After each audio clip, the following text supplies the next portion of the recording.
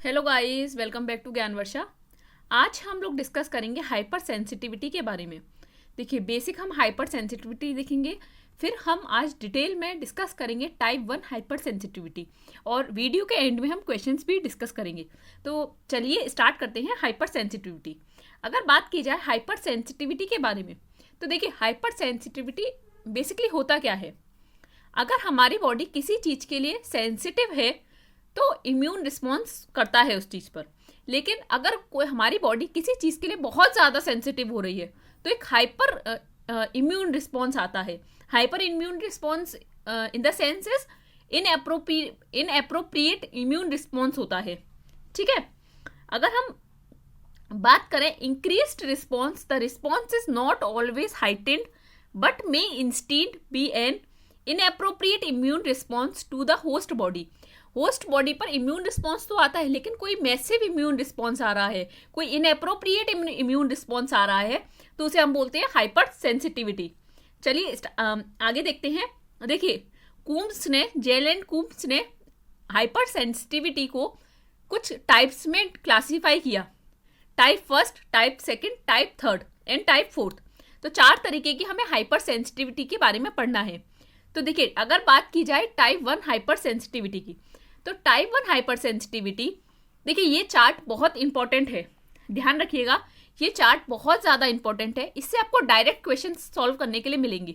ठीक है, तो इसीलिए मैं आपसे ये चार्ट डिस्कस कर रही हूँ। ध्यान से सुनिए। टाइप 1 अगर हम हाइपर सेंसिटिविटी की बात करें तो टाइप 1 हाइपर सेंसिटिविटी मीडिएट करती है आईजीई एंटीबॉडीज के। आईजीई एंटीबॉडीज को मीडिएट करती है, मीन्स किसका रोल आएगा? आईजीई एंटीबॉडीज का। इनएप्रोप्रिएट रिस्पॉन्स कौन देता है? मास्ट सेल्स, बेजोफिल्स और इजिनोफिल्स। कौन इनएप्रोप्रिएट रिस्पॉन्स देगा? आपके 3 टाइप के सेल्स दे सकते हैं, क्योंकि आईजीई के लिए रिसेप्टर आपके मास्ट सेल पे होता है, बेजोफिल्स पे होता है एज वेल एज इजिनोफिल्स पे होता है। अगर आपसे पूछा जाए कि कौन रिएक्शन को एग्जिबिट करेगा, या कौन सा ऑर्गन या टिश्यू या कौन सी सेल्स रिस्पॉन्स देंगे, तो skin, GIT as well as respiratory tract, ठीक है, ये रिएक्शंस को एग्जिबिट करेंगे। अगर टाइप सेकंड की बात की जाए आपसे, तो IgG as well as IgM both are mediated. Okay, अगर कौन से सेल्स इनएप्रोप्रिएट रिस्पॉन्स देते हैं, तो कॉम्प्लीमेंट फैक्टर्स इनएप्रोप्रिएट रिस्पॉन्स देते हैं। और आरबीसीज जो हैं इम्पेक्टेड हैं, अगर पूछा जाए कौन एग्जिबिट करेगा रिएक्शंस, तो आरबीसीज। टाइप थर्ड की अगर हम बात करें तो वहां इम्यून कॉम्प्लेक्स मीडिएटेड होती है। एंटीजन एंटीबॉडी का कॉम्प्लेक्स बनता है, जिसे हम बोलते हैं IgG. Neutrophils and natural killer cells inappropriate response देती हैं। और kidney, brain and synovial joints, ठीक है, ये इम्पेक्टेड ऑर्गन्स हैं। Are you getting? अगर टाइप 4 हाइपर सेंसिटिविटी की बात की जाएगी तो ये डिलेड टाइप हाइपर सेंसिटिविटी है। What does it mean? देखिए, डिलेड टाइप हाइपर सेंसिटिविटी का मतलब होता है कि जो आपको रिस्पॉन्स देखने के लिए मिलेगा वो कुछ टाइम बाद मिलेगा। अप्रॉक्स 48 to 72 आवर्स के बाद आपको रिस्पॉन्स देखने के लिए मिलता है। मैक्रोफेज टीएच सेल्स इसमें रोल प्ले करती हैं, मीन्स इनएप्रोप्रिएट रिस्पॉन्स देंगी। और जो स्किन है वो इम्पेक्टेड है। ठीक है, अगर आपसे पूछा जाए इम्पेक्टेड कौन है? स्किन। Are you getting? कौन रिएक्शन को एग्जिबिट करेगा? स्किन। तो हम एक एक करके हर चीज को डिटेल में पढ़ेंगे। तो आज हम पढ़ेंगे टाइप 1 हाइपर सेंसिटिविटी के बारे में डिटेल में। ये मेरी श्योरिटी है, आपको वीडियो के एंड तक हर चीज समझ आ जाएगी क्लियरली। देखिए, टाइप 1 हाइपर सेंसिटिविटी को पढ़ने के लिए आपको एलर्जन के बारे में समझना होगा, क्योंकि यहाँ पर हमने देखा आईजीई मीडिएटेड है ये। तो आईजीई मीडिएटेड है तो यहाँ पर एलर्जन का रोल आएगा। एलर्जन, अब देखिए, एलर्जन एंटीजन से कैसे डिफर करता है। एलर्जन या तो कोई प्रोटीन मॉलिक्यूल होगा या फिर कोई केमिकल कंपाउंड होगा। Are you getting? या तो कोई प्रोटीन मॉलिक्यूल होगा या फिर कोई केमिकल कंपाउंड होगा, कभी भी कार्बोहाइड्रेट नहीं होगा। लेकिन एंटीजन आपका प्रोटीन हो सकता है, आपका कार्बोहाइड्रेट हो सकता है, कुछ भी हो सकता है। अगर बात की जाए वेट की कि कितना मॉलिकुलर वेट है एलर्जन का, तो approx 5 to 40 kilo Dalton molecular weight होता है एलर्जन का।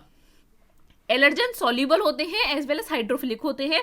IgE produced when an allergen enters. देखिए, जब भी बॉडी में आपका, सपोज कीजिए ये एलर्जन है, ये एंटर किया आपकी बॉडी में, ठीक है। जब ये बॉडी में एंटर करेगा तो जो बी सेल्स हैं, ये जो बी सेल्स हैं ये एंटीबॉडी बनाते हैं IgE। Are you getting? जब भी एलर्जन बॉडी में एंटर करेगा तो आपके जो बी सेल्स हैं वो एंटीबॉडी बनाएंगे। कौन सी एंटीबॉडी होगी? IgE। ठीक है। IgE एलर्जन का रेशियो होता है 2:1। क्या रेशियो होता है? 2:1। मतलब 2 IgE रिक्वायरमेंट है, 2 IgE की रिक्वायरमेंट है एक एलर्जन के लिए। ठीक है। तो चलिए नेक्स्ट चलते हैं।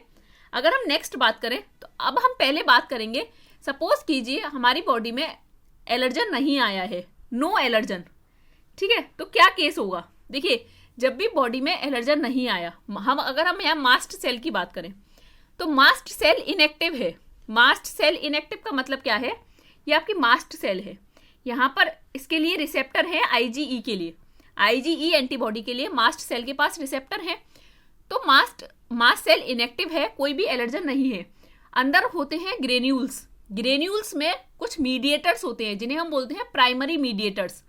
कुछ केमिकल्स होते हैं लाइक हिस्टामिन रहता है, सेरोटोनिन रहता है, ECFA means eosinophil chemotactic factor, NCFA like neutrophil chemotactic factor.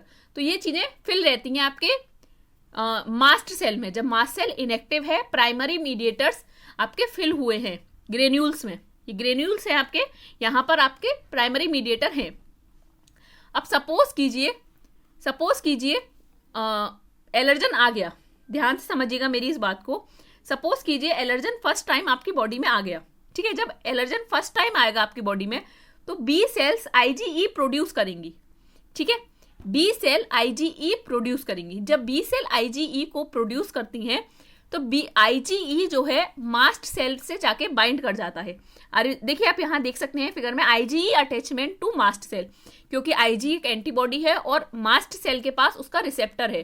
तो IgE जो है मास्ट सेल से जाके बाइंड कर जाएगा, मास्ट सेल एक्टिव हो जाएगी, जिसे हम बोलते हैं सेंसिटाइजेशन। मास्ट सेल में सेंसिटाइजेशन की एक्टिविटी हो जाएगी। मास्ट सेल क्या हो गई? आपकी एक्टिव हो गई। IgE आके बाइंड कर गई। IgE ने जब बाइंडिंग की मास्ट सेल से तो मास्ट सेल एक्टिव हो गई, सेंसिटाइजेशन हो गया। ठीक है।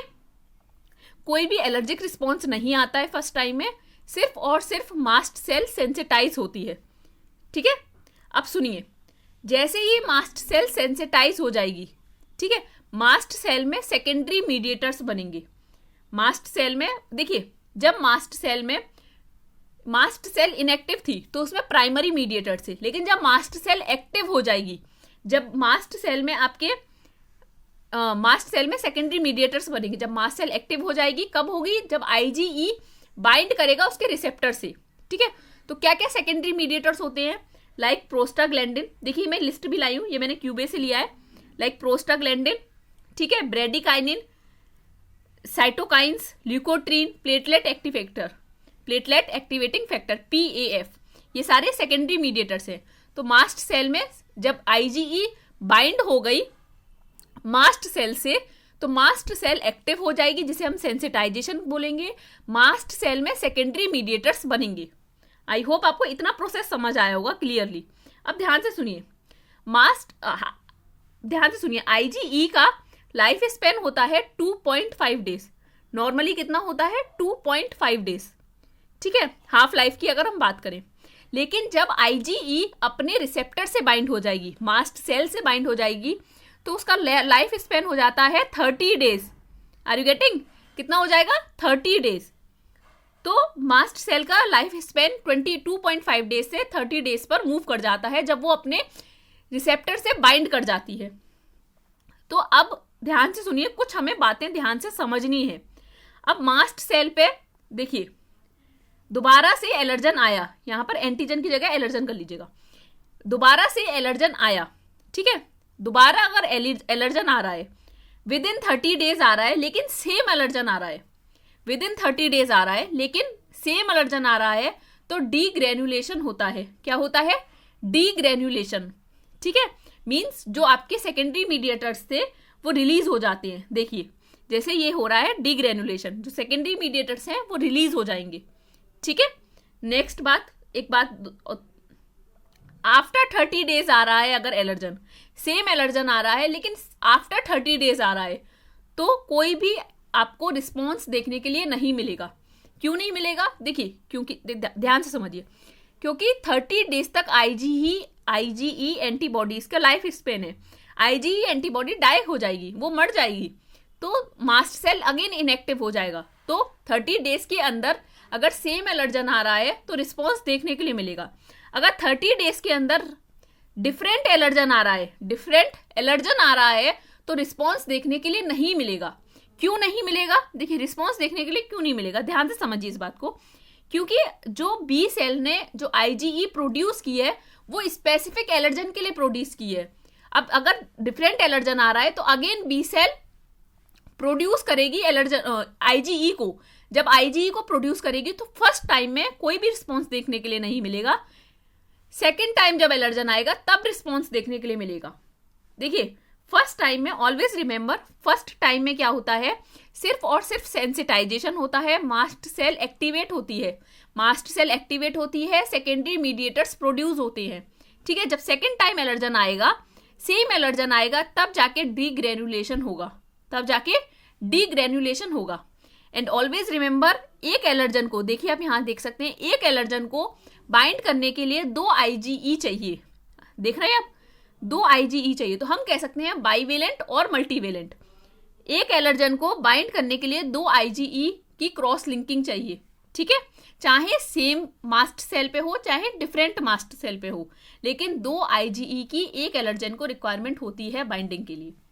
ठीक है, आई होप आपको ये पार्ट क्लियर हुआ होगा कि कैसे फर्स्ट टाइम, जब देखिए मैं एक बार और आपको बता देती हूँ, जब फर्स्ट टाइम एलर्जन आएगा तो एलर्जन जब आएगा तो बी सेल आईजीई प्रोड्यूस करेगी स्पेसिफिक एलर्जन के लिए। आईजीई जब बाइंड करेगी मास्ट सेल पे तो उसकी लाइफ स्पेन 2.5 से 30 डेज हो जाएगी।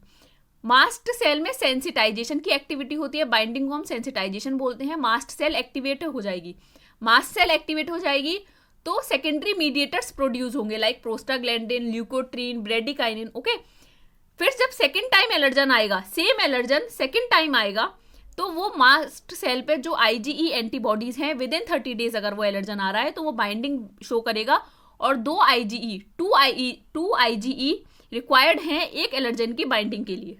ठीक है, आई होप आपको ये पार्ट अच्छी तरीके से क्लियर हुआ होगा। अब सुनिए, कुछ इनिबिटर्स होते हैं। सपोज कीजिए आपको स्नीजिंग हो रही है 15 to 20 टाइम्स लगातार, एक कंटिन्यूसली आपको स्नीजिंग हो रही है, तो आप ये एक इमरजेंसी कंडीशन हो जाती है एक एक्स पर्सन में। जब ये इमरजेंसी कंडीशन एक एक्स पर्सन में हो रही है तो पर्सन इमरजेंसी कंडीशन पर चला जाता है, तो बॉडी में नेचुरल इनिबिटर्स प्रोड्यूस होते हैं लाइक एपिनेफ्रिन, जो कि एंटागोनिस्ट है हिस्टामीन का। हिस्टामीन क्या है? प्राइमरी मीडिएटर है, जो कि अभी हमने देखा। आप चाहें तो देख सकते हैं, ये प्राइमरी मीडिएटर्स दे रखे हैं आपको, ये सेकेंडरी मीडिएटर्स दिख रखे हैं। ठीक है, चलिए नेक्स्ट अगर बात की जाए, आपकी डाइसोडियम क्रोमोग्लाइकेट, ये एक इनिबिटर है। ये क्या करता है? Maintains inactive state, does not allow calcium ion concentration to rise. देखिए, कैल्शियम आयन की रिक्वायरमेंट होती है मास्ट सेल को भी एक्टिवेट करने के लिए, तो अगर कैल्शियम आयन ही नहीं होंगे तो मास्ट सेल एक्टिवेट नहीं होगी, मास्ट सेल एक्टिवेट नहीं होगी तो डीग्रेनुलेशन का प्रोसेस नहीं होगा। ठीक है, तो डाइसोडियम क्रोमोग्लाइकेट क्या है? आपका इनिबिटर है। थियोफाइलिन, आपने देखा होगा पर्सन्स जो लोग होते हैं वो इनहेल करते हैं, इनहेलेशन करते हैं, तो जो उनका इनहेलर होता है तो उसमें थियोफाइलिन केमिकल होता है जो इनिबिट करता है डीग्रेनुलेशन को। Are you getting? एक होता है कॉर्टिसोल, कॉर्टिसोल भी एक नेचुरल इनिबिटर है। ये हिस्टाडीन टू हिस्टामीन को कन्वर्ट होने को रोकता है। अगर हिस्टामीन में कन्वर्ट हो रहा है तो ये एज अ इनिबिटर काम करता है कॉर्टिसोल। Are you getting? अब नेक्स्ट मेरी बात समझिए। देखिए, कुछ तरीके होते हैं जिसकी वजह से आपकी बॉडी में एलर्जन एंटर कर सकता है, जैसे इनहेलेशन, आप इनहेल करें एयर को। ठीक है, इंजेक्शन, जो आपके जीआईटी के थ्रू आपके बॉडी में कोई भी एलर्जन जा सकता है। इन्वेजिव, जैसे कि कोई हनी बी या वेस्प या कोई इंसेक्ट आपके आके स्टिंग कर जाए, कोई बाइट कर जाए। ठीक है, तो ये आपकी एंट्री होती है, एलर्जन आपके अलग अलग तरीके से एंट्री कर सकता है। तो उसके कॉन्सिक्वेंसेस क्या होते हैं? जैसे कि फूड एलर्जी हो गया, एजमा, सिस्टमिक एनाफाइलेक्सिस। देखिए जब भी आपको कहीं वर्ड मिले एनाफाइलेक्सिस तो आप हमेशा बिना कुछ सोचे टाइप 1 हाइपर सेंसिटिविटी पर टिक कर दीजिएगा। Systemic means whole body, anaphylaxis means inflammation. अगर पूरी बॉडी पर इन्फ्लामेशन हो रहा है तो दैट इज सिस्टमिक एनाफाइलेक्सिस। अगर कुछ पार्ट पर स्पेसिफिक, लोकलाइज्ड मीन्स कुछ पार्ट पर एनाफाइलेक्सिस इन्फ्लामेशन देखने के लिए मिल रहा है, that is localized anaphylaxis. I hope आपको ये पार्ट अच्छी तरीके से टाइप 1 हाइपर सेंसिटिविटी का क्लियर हुआ होगा। अब हम कुछ क्वेश्चंस की तरफ मूव करेंगे। देखिए first question, this question is asked from IISc। Gell and Coombs classified hypersensitivity into 4 types. IgE mediated hypersensitivity belongs to type 1, type 2, type 3, type 4. So the correct answer is answer first, type 1. Next question, IISc, cells that release histamine and other vasoactive substances in response to allergens are neutrophils, macrophages, NK cells or mast cells. Mast cells, because type 1 hypersensitivity में क्या होता है, आपके primary mediators and secondary mediators की बात आती है, जहां पर हम हिस्टामिन और अदर वैसो एक्टिव सब्सटेंसेस की बात करते हैं, जिसमें किसका रोल आता है, मास्ट सेल्स का। ना ही न्यूट्रोफिल्स का आता, ना ही मैक्रोफेजेस का, ना ही एनके सेल्स का। मास्ट सेल्स का रोल आता है, बेजोफिल्स का रोल आता है और इजिनोफिल्स का रोल आता है। चलिए नेक्स्ट देखते हैं क्वेश्चन। DBT 2019 का क्वेश्चन है, a patient suffering from allergy has been advised to take antihistamine drugs. Which one of the biological processes is most likely to be the reason for the allergy? Okay तो first दिया हुआ है option mast cell granulation, second option दिया हुआ है आपको thymocyte maturation, third option somatic hyper mutation and fourth option bystander lysis. देखिए अब पेशेंट सफरिंग, पेशेंट किससे सफर कर रहा है, एलर्जी से, has been advise to take antihistamine drugs. Histamine आपका प्राइमरी मीडिएटर था, एंटीहिस्टामिन मीन्स उसके अगेंस्ट ड्रग लेने के लिए कहा गया है। तो कौन सा इसका रीजन होगा आपको वो बताना है। तो obviously mast cell degranulation, mast cell को डीग्रेनुलेशन। समझ आ रहा है आपको? Correct answer is answer A. I hope आपको चीजें अच्छी तरीके से क्लियर हुई होंगी। अगर ये वीडियो पसंद आई हो तो इसे लाइक जरूर कीजिएगा। ये जो मटेरियल है मैं ज्ञान वर्षा टेलीग्राम चैनल पर अपलोड कर दूंगी। टेलीग्राम ऐप है एक, वहां पर हमने हमारा एक चैनल है ज्ञान वर्षा, ठीक है, आप उसे सर्च कर सकते हैं। सर्च में तो आपको ज्ञान वर्षा नाम से एक चैनल मिलेगा, आप वहां ज्वाइन कर लीजिए। ये सारा मटेरियल, जितनी भी मैं वीडियोस बनाती हूँ, मैं सारा मटेरियल्स वहीं पर अपलोड करती हूँ। अगर आपको कोई डाउट हो तो आप ज्ञानवर्षाquery@gmail.com पर मेल करके पूछ सकते हैं। आई होप आपको ये वीडियो अच्छा लगा होगा। Thank you.